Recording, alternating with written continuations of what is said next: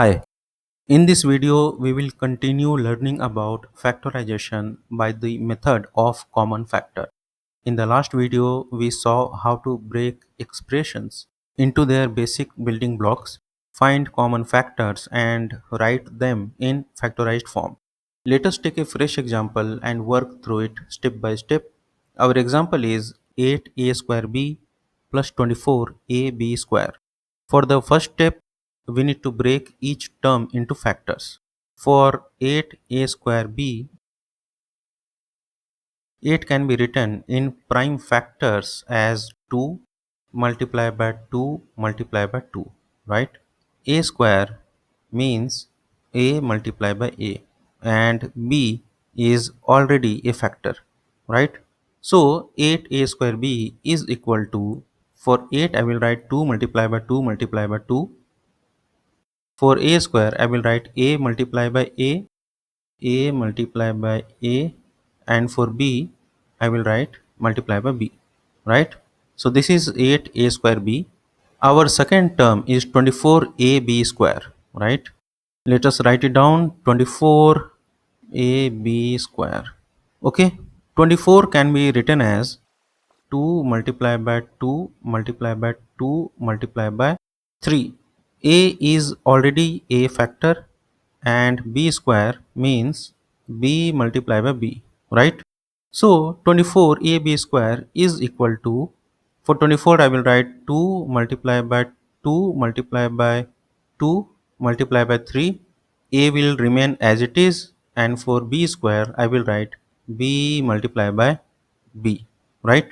Now for the second step, we need to identify common factors in both terms. So let us write both the factors here one more time.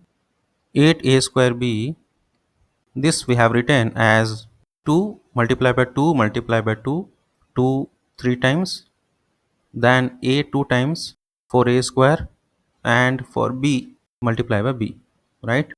And 24ab square can be written as, we have written it as 2 multiplied 3 times, 2 multiplied by 2 multiplied by 2 multiplied by 3 multiplied by a multiplied by 2 times b, right?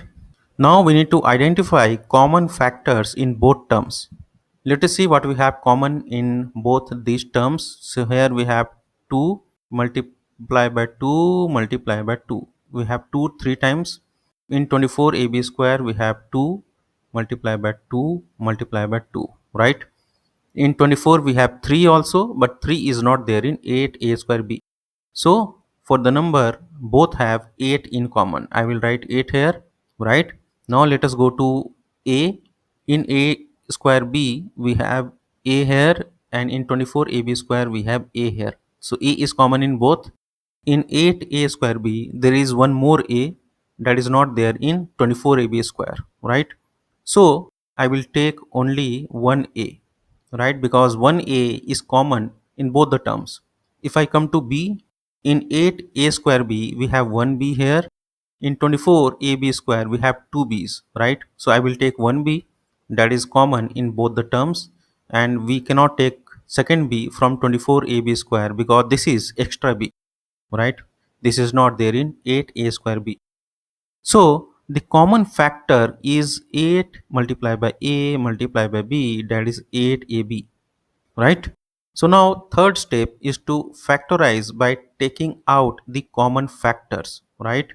So we write 8a square b plus 24ab square, as this is equal to 8ab is common in both the terms, so I will write 8ab, and then in the bracket, from first term, that is 8a square b, what we did not take, we did not take 1a, right? So a will come here, then we have a plus sign, I will write a plus sign, and from the second term, which are the things left? So from the second term, 1 3 was left and 1b was left, right? So 3b from the second term, right? So this is the final answer. Okay, so we have written the expression as a product of 8ab and a plus 3b, right? Okay, let us summarize what we have learned. So first we need to break each term into its prime number factors and variables, right?